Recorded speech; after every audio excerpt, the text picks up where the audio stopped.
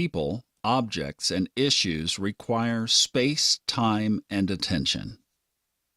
No matter what improvements you seek, it always begins with creating time, space, and attention.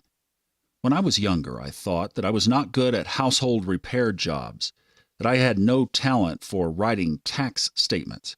I was not good at babysitting for someone, and many other I can'ts. But over time, I discovered the truth.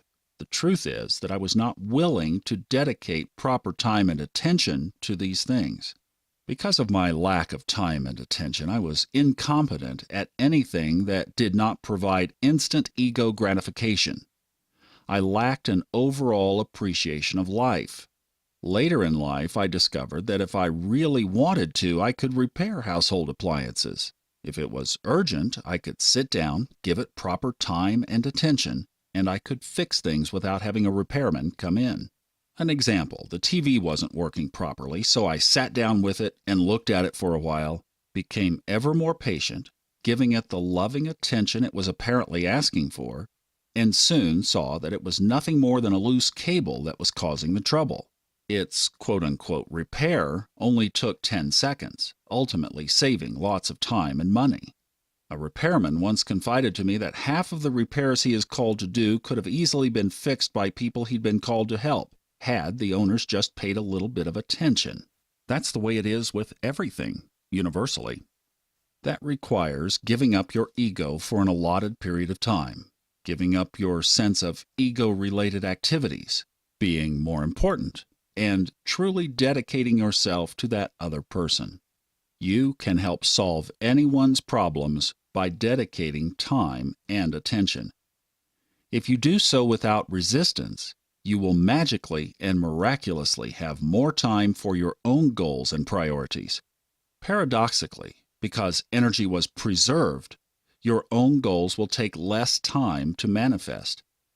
This is not to imply that you should neglect your own tasks for the sake of another. Balance is the key.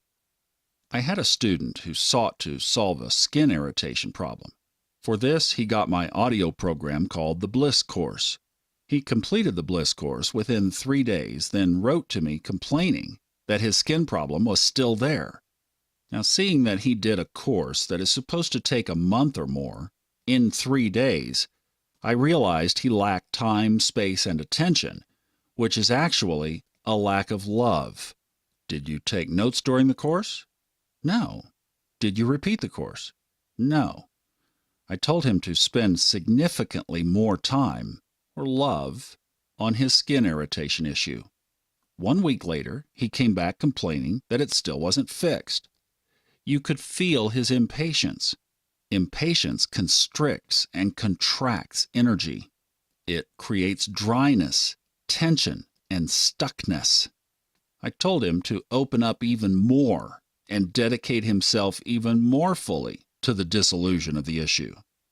Repeat the Bliss Course a 3rd time and do the entire course only with that issue, I told him.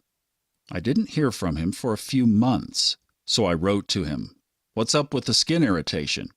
He wrote back, "Oh, that's no longer an issue. The irritation has receded. I've been dealing with other issues, though, namely ... And these other issues require the same thing: time, space, and attention," I told him. Not dedicating the proper time, space, and attention to things comes from the mistaken belief that one circumstance is significantly more important than other circumstances. For example, completing my project is much more important than my relationship. I already have the relationship, but I have not completed the project yet. While it is true that prioritization helps you achieve goals, it is also true that the way you do one thing is the way you do anything. For example, if he would open up to his relationship more and invest time into that, he might discover that his relationship partner holds the key to the completion of the project. Slowing down, becoming more comfortable with the eternal now, and whatever daily life thing is at hand now, is almost always beneficial. Without losing sight of your goals and priorities, always make sure to take proper time for the little things. Put differently, take care of the little things and the big things take care of themselves.